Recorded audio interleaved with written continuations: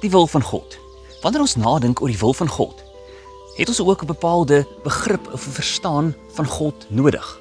Wanneer ons onthou dat God is liefde, dan help dit ons om te verstaan, maar God vra van my om hom en my naaste lief te hê. Wanneer ek onthou dat God is heilig, dan help dit my om te verstaan, maar God vra van my ook om heilig te leef.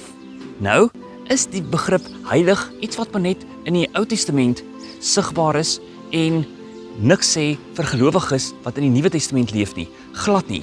In die Nuwe Testament weerklink dieselfde opdrag, wees heilig, soos God heilig is. Maar hoe lyk heiligmaking in my lewe? Hoe gebeur dit dat ek kan toeneem in heiligmaking in elke aspek van my lewe?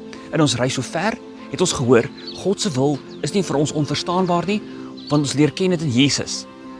Hy help ons om te verstaan wat die eintlike betekenis van die wet is.